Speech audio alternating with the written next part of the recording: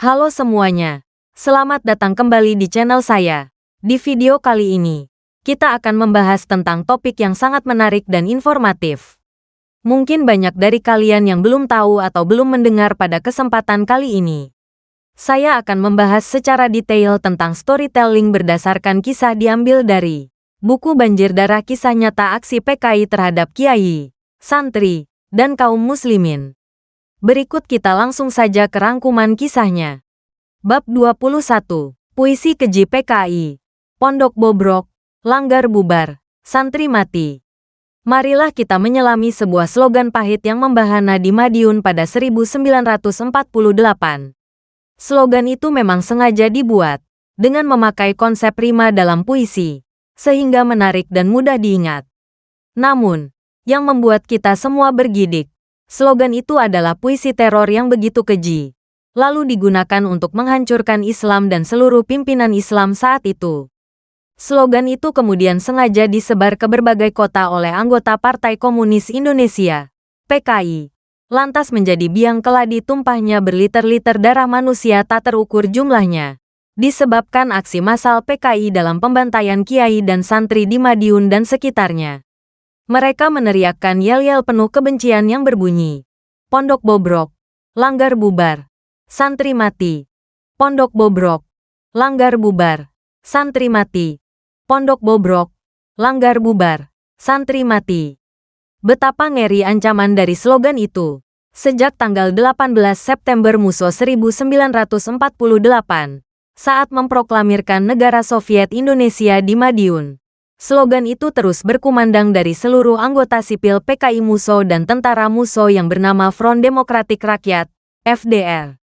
Perlu diketahui, sekjen dari FDR ini adalah D.N. Aidit. Melalui slogan berima itu, PKI membuat bobrok bangunan pondok pesantren, langgar dibubarkan, dan santri dibantai di luar ukuran kemanusiaan. Lebih gila lagi, sebelum slogan itu dikumandangkan di berbagai desa, kota, jalan, dan gang-gang, para anggota PKI sudah menyiapkan lubang-lubang untuk membantai para kiai dan santri. Di berbagai lubang itulah, para kiai dan santri disembelih secara massal. Pertanyaan kita bersama, makhluk seperti apa yang membuat slogan beraroma keji itu? Bagaimana latar belakang hidupnya? Saat itu, Ketua PKI Republik Dadakan Soviet Indonesia di Madiun dipimpin oleh Musso dan Amir Syarifuddin. Sekjennya adalah D.N. Aidit. Ada juga pengurus lain yang pandai dalam susastra, yaitu Joto. Jika slogan itu mirip rima puisi, apakah Joto akan kita tuduh? Di sisi lain, yang punya pengalaman hidup paling lama di negara komunis adalah Musso. Musso dididik Stalin untuk tega menghancurkan agama. Saat itu, Musso lari ke Moskow pada 1927. Setelah berhasil lolos dari pengejaran tentara kolonial Belanda. Pada zaman itu, pemimpin komunis di Uni Soviet adalah Joseph Stalin yang membantai 42 juta manusia bangsanya sendiri. Musso dididik langsung oleh Stalin untuk menghancurkan agama dan para agamawan. Musso mengamini perilaku Stalin dan pendahulunya Vladimir Lenin, yang membantai jutaan manusia demi tegaknya komunisme. Lenin sangat mengamalkan ajaran dari Karl Marx, bahwa agama hanyalah candu. Kekerasan menjadi ciri khas dalam pelaksanaan rezim komunis di dunia. Rezim komunis yang anti Tuhan menggunakan segala cara untuk menumbangkan lawan-lawan politiknya. Dari kalimat Marx dan Lenin inilah, Musso melaksanakan pembantaian di Madiun dan menciptakan jargon, pondok bobrok, langgar bubar, santri mati. Simak saja apa yang dikatakan Karl Marx. Tahun 1818 sampai tahun 1883. Bila waktu tiba kita tidak akan menutup-nutupi terorisme kita. Kami tidak punya belas kasihan dan kami tidak meminta dari siapapun rasa belas kasihan. Bila waktunya tiba, kami tidak mencari-cari alasan untuk melaksanakan teror. Cuma ada satu cara untuk memperpendek rasa ngeri mati musuh-musuh itu. Dan cara itu adalah teror revolusioner. Marx juga mengatakan, eksistensi Tuhan tidak masuk akal. Tuhan adalah konsep yang menjijikkan. Pendek kata, aku menaruh dendam kepada Tuhan. Agama adalah narkoba bagi masyarakat. Menghujat agama adalah syarat utama dari semua hujatan. Musso juga sangat menghayati ayat-ayat keji komunis dari Vladimir Ilyich Ulyan Lenin tahun 1870 sampai tahun 1924 yang mengatakan, "Saya suka mendengarkan musik yang merdu. Tetapi di tengah-tengah revolusi sekarang ini yang perlu adalah membelah tengkorak, menjalankan keganasan dan berjalan dalam lautan darah. Dan tidak jadi soal bila seperempat penduduk dunia habis, asal yang tinggal seperempat itu komunis. Untuk melaksanakan komunisme, kita tidak gentar berjalan di atas mayat 30 juta orang." Lenin juga menganggap setiap ide tentang Tuhan adalah semacam infeksi berbau busuk. Matilah agama dan hiduplah ateisme. Kita harus memperlakukan agama dengan bengis. Kita harus memerangi agama. Inilah ABC materialisme dan ABC Marxisme. Sebagai turunan santri, Musso harusnya merasa ngeri. Kitab sucinya Lenin dan Stalin adalah buku manifesto komunis karya Zageladin. Kalimat kunci palu arit yang pondasinya materialisme mutlak di seluruh jagat raya adalah mencapai tujuan dengan menghalalkan berbagai cara. Ada 18 ayat-ayat keji Zageladin yang diamalkan komunis, yaitu berdusta, memutar balik fakta, memalsukan dokumen, memfitnah, memeras, menipu, menghasut, menyuap, intimidasi, bersikap keras, membenci, mencaci maki, menyiksa, memperkosa, merusak, menyabot, membumi hanguskan, membunuh, dan membantai. Pertanyaan kita semua, apakah Musso tidak miris ketika dalam pemerintahan Lenin pasca revolusi Bolshewik tahun 1917 sampai tahun 1923, Lenin memerangi agama dengan membunuh 28 uskup dan 1.200 pendeta. Sampai akhir masa berkuasanya, Nikita Khrushchev juga membunuh 50.000 pendeta bangsanya sendiri. Bahkan, di tahun 1921, di Kongres Soviet ke-10, Lenin mengumumkan dengan sangat senang dan bangga, telah berhasil melenyapkan rakyat muslim dalam invasi tahun itu. Musso sang santri itu tega melihat 10.000 gereja dibakar di Uni Soviet, hingga hanya tersisa 1.000 buah. Sedangkan 30.000 masjid yang berdiri di Soviet juga diluluh lantakkan, hingga hanya tersisa 450 buah saja. Bahkan, di negara komunis lain, yaitu Kamboja, Jenderal Ryamizard Ryakudu pernah melihat masjid di Kamboja yang diubah Khmer Merah menjadi kandang babi. Musso menjadi kejam setelah dari Uni Soviet. Saat kembali ke Indonesia, Musso malah melaksanakan ajaran keji Marxisme, Leninisme, Maoisme, dan manifesto komunis Zageladin yang gemar memainkan peran sebagai algojo. Ajaran itu diusung secara utuh oleh kader-kader komunis di Indonesia. Pembantaian yang dimulai dari Madiun pada September tahun 1948 itu adalah pelaksanaan ajaran. Musso juga melaksanakan cara-cara Lenin dan Stalin yang membantai dengan menyiapkan lubang-lubang pembantaian. Lubang-lubang pembantaian memang menjadi ciri khas pembunuhan massal oleh komunis sejak di Uni Soviet maupun Tiongkok. Lubang-lubang itu digali sebagai lubang pesta pembantaian bagi siapapun yang tidak satu paham dengan aliran politik PKI. Kita tidak tahu di mana hati nurani Musso yang berangkat dari keluarga kaum santri di Kediri. Padahal, jika arwah Musso berkenan mendengarkan, dari catatan penelitian Rudolf Joseph Rummel, Profesor Emeritus Ilmu Politik di University of Hawaii, tentu Musso akan menyesal. Telah terbantai komunisme sebanyak 120 juta manusia.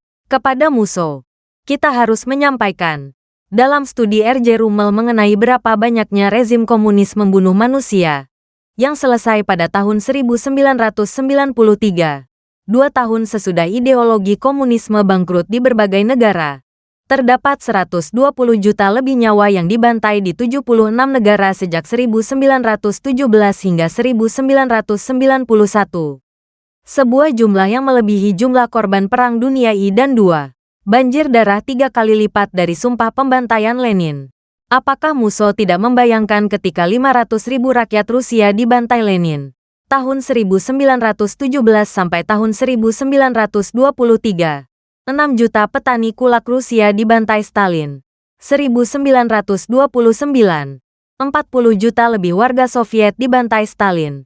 tahun 1925 sampai tahun 1953. 50 juta penduduk rakyat Cina dibantai Mao Zedong. Tahun 1947 sampai tahun 1976. 2.500.000 rakyat Kamboja dibantai Pol Pot. Tahun 1975 sampai tahun 1979. 1 juta rakyat Eropa Timur di berbagai negara dibantai rezim komunis setempat dibantu Rusia Soviet. Tahun 1950 sampai tahun 1980. 150.000 rakyat Amerika Latin dibantai rezim komunis di sana. 1.700.000 rakyat berbagai negara di Afrika dibantai rezim komunis. Dan 1.500.000 rakyat Afghanistan dibantai Najibullah. Tahun 1978 sampai tahun 1987. Musso tentu tak akan menyukai kenyataan mengerikan itu dan tak jadi mengamalkan komunisme kalau akibatnya demikian. Di negara Soviet, dalam masa pelarian, Musso malah menyibukkan diri dalam berbagai kegiatan Partai Komunis Soviet. Sekitar sepekan sekali, ia malah mengisi siaran berbahasa Indonesia di radio pemerintah Uni Soviet. Jangkauan radio ini memang tidak mencapai Indonesia. Siarannya lebih ditujukan ke mahasiswa dan aktivis Indonesia yang saat itu banyak berada di sana. Musso juga malah masuk ke struktur Partai Komunis Internasional dan menjadi staf urusan Indonesia. Musso disayang Stalin berkat keikutsertaannya dalam Kongres Komunis Internasional, Komintern, ke-6, yang digelar di Moskow pada Juli tahun 1928. Joseph Vissarionovich Stalin, yang saat itu baru 4 tahun memimpin Soviet dan sedang giat mengukuhkan kekuasaannya, memimpin langsung kongres tersebut. Saat itu, Stalin mendeklarasikan tujuan utama komunisme, yaitu menciptakan sistem komunis dunia yang berada dalam kontrol Rusia. Ini ditafsirkan Musso sebagai restu Stalin terhadap gerakan komunis di Indonesia. Dalam perjalanannya kembali ke Indonesia dari Moskow, pada sekitar awal 1948, Musso mampir ke berbagai negara, salah satunya Belanda. Saat di Belanda, ia berhubungan dengan para pemimpin komunis setempat. Saat di Belanda, ia berbicara panjang lebar dengan Paul de Groot, pimpinan Communistische Partij Nederland. Kita harus bertanya kembali kepada Musso. Mengapa sebagai santri, ia malah membantai kaumnya sendiri? Padahal, keluarganya mendidiknya dengan agama dan tradisi santri. Kenapa santri Musso ini malah menginginkan seluruh santri mati? Dari keluarga kiai, Musso malah mengganyang santri. Padahal, si Musso yang dilahirkan di Kediri, Jawa Timur, 1897, dikabarkan sebagai putra seorang kiai besar di daerah Kecamatan Pagu, Kabupaten Kediri, Jawa Timur. Kiai besar itu adalah K.H. Hasan Muhyi alias Rono Wijoyo, seorang pelarian pasukan Diponegoro. Kabar itu muncul dari informasi awal Ningnei Lamuna, keluarga Ponpes Kapurejo, Pagu, Kediri, yang menyebut Musso sebagai keluarga mereka. K.H. Muhammad Hamdan Ibik, pengasuh Ponpes Kapurejo, Pagu, Kediri, mengatakan, Musso memang keluarga besar Ponpes Kapurejo. Yang ia pahami, Musso itu anak bawaan Nyai Juru, saat K.H. Hasan Muhyi menikahi Nyai Juru. Saat itu, Nyai Juru sudah memiliki putra, salah satunya adalah Musso. Sebagai anak seorang kiai dan berada di lingkungan pesantren, sejak kecil tentu saja Musso kecil rajin nyantri. Kalau bukan anak tokoh Islam berpengaruh di Kediri, tentu sulit bagi Musso menjadi pengurus Sarekat Islam pimpinan HOS Cokro Aminoto. Di rumah Cokro Aminoto ini, Musso bertemu dengan Hendrikus Josephus Franciscus Marie Snivliet, yang suka pada ide-ide sosial demokrat revolusioner. Snivliet datang ke Hindia Belanda, Indonesia, pada 1913. Selama di Surabaya, Snivliet kerap berdiskusi dengan murid-murid Cokro Aminoto, termasuk Musso. Snivliet pula yang memasukkan gagasan sosialis dalam tubuh Sarekat Islam, salah satunya melalui Musso. Di Surabaya ini, akibat bertemu Snivliet, akhirnya Musso tumbuh menjadi orang yang senang amuk-amukan karena ikut gerakan Sarekat Islam Afdeling B. Sarekat Islam Afdeling B atau Seksi B atau Sarekat Islam B adalah suatu cabang revolusioner. Gerakan ini didirikan oleh Sosro Cardono pada 1917 di Cimareme, Garut, Jawa Barat. Andaikan saja Musso tidak ke Surabaya. Andaikan tak terpana dengan Snifliet. Andaikan ia tetap dalam Sarekat Islam dan mengamalkan ajaran Islam dengan baik. Tentu puisi keji di atas tak akan lahir. Barangkali, jika Musso tidak terpana dengan komunisme, mungkin dia akan menjadi kiai. Mungkin, pembantaian Madiun itu tak akan pernah terjadi. Barangkali, puisi keji itu harus segera kita hapus selamanya. Lalu kita ganti dengan indahnya solawat Nabi dan untayan mutiara kata dalam kasidah-kasidah berjanji. Dan kisahnya bersambung. Terima kasih sudah menonton.